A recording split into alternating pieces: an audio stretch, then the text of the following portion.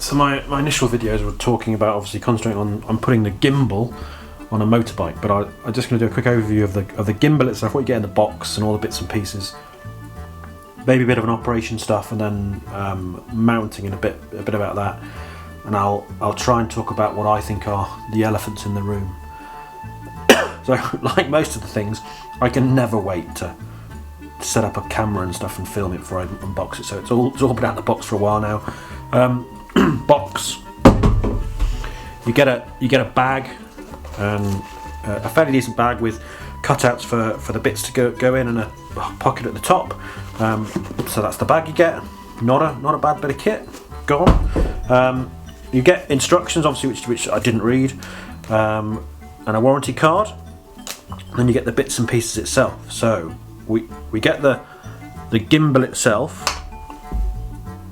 We get a battery charger and 4 batteries. You can only see 2 there, but obviously two are in the gimbal.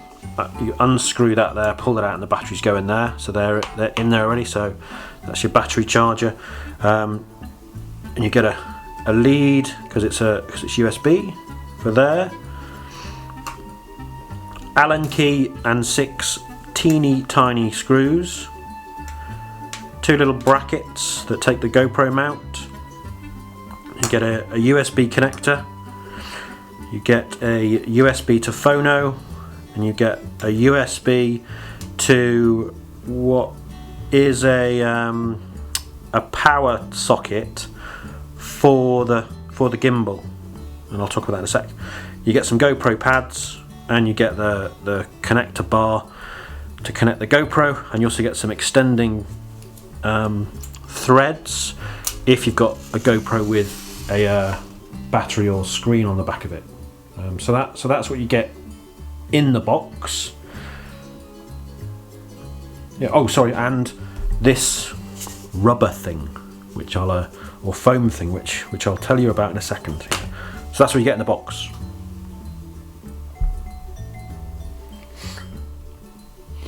So mounting now. So here's the gimbal. You've got the socket here, which is where the GoPro is going to fit into this socket here. Now the instructions saying, and probably the best way, the most secure way, is to have the GoPro so it sits in there with the lens closest to the actual to this part of the gimbal.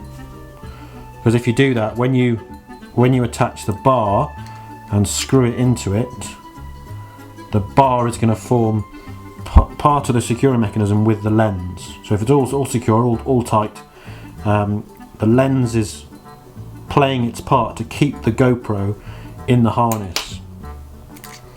If you put it in the other way, which says you can do that, I don't think it will, but it could slip out. The issue, the first elephant in the room, is when you've done that, when you get back from whatever you're doing with the GoPro, you have to take it off, because that's where your charging point and your SD card is. So if you can't leave it on to get your footage off. So that's the first, I suppose, what I consider elephant in the room. Yeah, so camera in place, match up the two holes and screw it into place. Make sure before you do this it's obviously fully charged and you've got an SD card in it.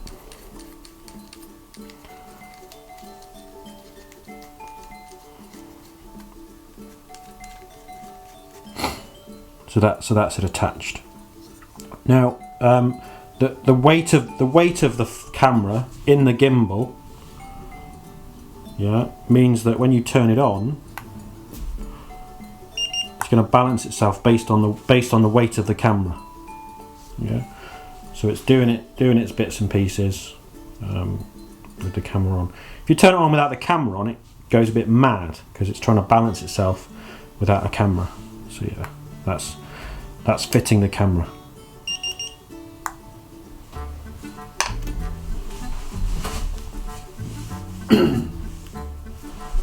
So now with the camera fitted, we've got to mount it to something. Now the mounting mechanism for this, there are two areas where you mount something. So on the back of it, we've got two little screw holes and a large screw hole, the standard stud you'd get on a camera tripod. And we've also got the same on the bottom. So two little screws and a stud for a camera tripod. So those where you're going to mount the gimbal. Now in the package you get two of these little adapters that would go into a standard GoPro socket. Yeah, and they are held in place by two screws. This is the second elephant in the room. So with the Allen key provided, when you attach them to it, when you attach these, I mean, granted they're metal rings and stuff, but when you attach them to these holes, you're attaching them with these tiny little screws, and I'm just not confident with what I'm doing that they're going to hold it. I'm sure they would, but I'm just not confident. So that's my second elephant in the room. The Allen key's not great as well. Trying to get it as tight as I could, the Allen key's rounded off within a couple of seconds, so I've had to get one out the garage. So those are the mountings. Now, what I am going to do to mount this to what I need it for would be to use something with a standard camera type tripod screw. So I'm gonna use this, clamp it to a motorbike. So I'm going to be using a clamp like this, and that'll just screw straight into the bottom of this, and then I'll clamp that to my bike. And I took this out a while ago using these, and I was a bit worried as I was riding around that I'd come back and it wouldn't be there.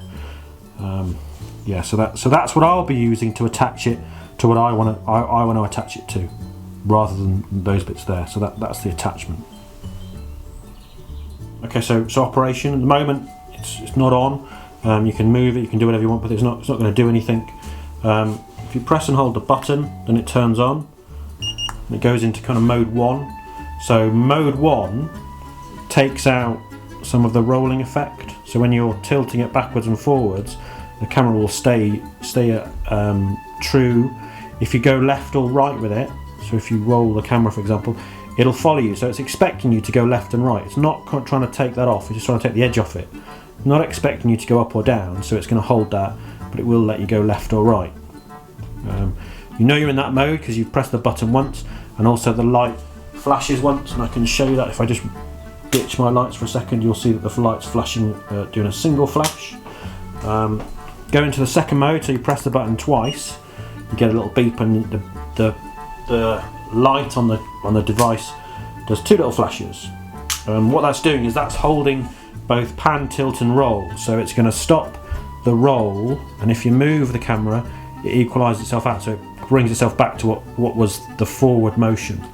So if you do that, it takes itself back. It's not expecting to go left or right, so it's going to take it all out. So it should give you a forwards all the time. Now if you've mounting it so it's inverted, so this is running vertically rather than horizontally, you do 3 clicks. So 1, 2, 3. You'll see that it'll take it so it's facing forwards, and that is again like mode 1, but if this is vertical. Okay, so those are the 3 methods. Now I'll be using it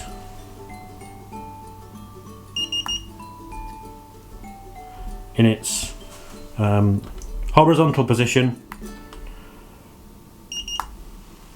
in mode 1. So as I'm riding on the bike, I want it to take out the up and down motion from the road, but I want it to allow it to move left and right, to pan left and right. So that's the initial idea. So to finish off, there are a couple of other bits and pieces just to go over. There's you get a piece of foam, I suppose is all I can describe it as, which fits in there and does something. Not sure what it is. I don't know. Does something. There's some other bits and pieces on the side of the gimbal itself. Is a micro USB socket there. You get a couple of cables that you can use with it. So you get a micro USB to video. So there, I think I said it was a phone here before, but there's, you can see the 3 back lines there. So that's a video connection. So that will output analog video, I think. So you could monitor the camera if you've got the camera connected to the gimbal with this cable. So that would be in your GoPro,